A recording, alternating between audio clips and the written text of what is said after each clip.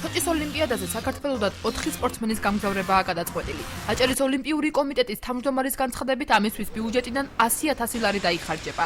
ჯონი ცივაძე სოჭის ოლიმპიადისთვის ბოიკოტის გამოცხადებას მიუღებლად მიიჩნევს და აცხადებს, რომ სპორტული წესების შესაბამისად ეს სპორტსმენთა 8 წლიან დისკვალიფიკაციას გამოიწვევს. ეს რუსეთის ოლიმპიადა არ არის, ეს არის მსოფლიო ოლიმპიადა.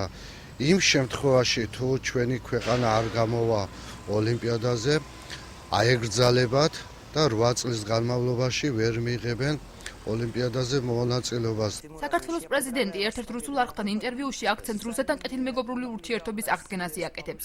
გიორგი მარგველაშვილის თქმით, ამ კუთხით პირველი ნაბიჯები ქართველი სპორტსმენების ოლიმპიადაში მონაწილეობაა.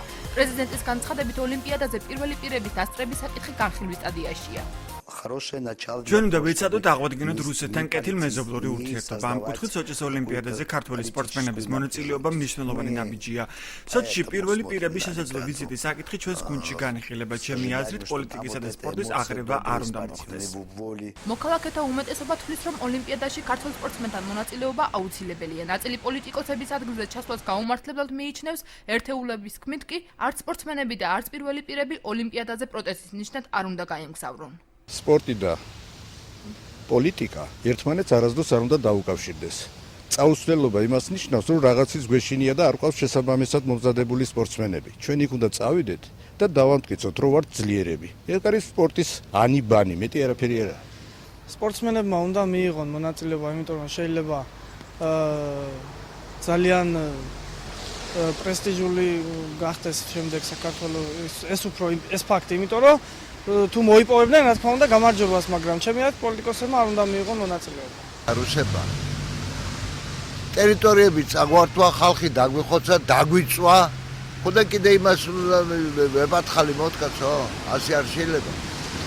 სპორტსმენებმა არ უნდა მიიღონ თუ პირები არ უნდა გაემგზავრონ.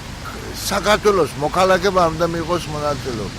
ერთიანი ნაციონალური მოძრაობის წევრებს პირველი პირები სოჭაში ვიზიტი მიუღებლად და ქვეყნის ღირსების შემლახავად მიაჩნიათ. ჩვენ არაერთხელ გავაკეთეთ ამის თავებაზე განცხადება, რომ ქართველი სპორტსმენების მონაწილეობა სოჭის ოლიმპიადაზე არავითარ შემთხვევაში ჩვენ არ ვეწინააღმდეგებით. პირიქით, თუ მათი სურვილია, მათ შეუძლიათ ოლიმპიური დროშის ქვეშაც მიიღონ მონაწილეობა, ხოლო რაც შეეხება ქართულ პოლიტიკურ ელიტას მიგვაჩნია, რომ ეს იქნება შეცდომა და მათ არ უნდა მონაწილეობდნენ და არ უნდა ესწრებოდნენ იმ ღონისძიებას, რასაც რუსეთის ხელისუფლება პოლიტიკურ ელფერს აძლევს უკვე ოლიმპიადის დაწყებამდე. სოჭის ზამთრის ოლიმპიადა 7 თებერვალს იხსნება. ოლიმპიური კომიტეტის წარმომადგენლის თქმით, ოლიმპიადაზე ქართველი სპორტსმენების რაოდენობა შესაძლოა 2-ით გაიზარდოს.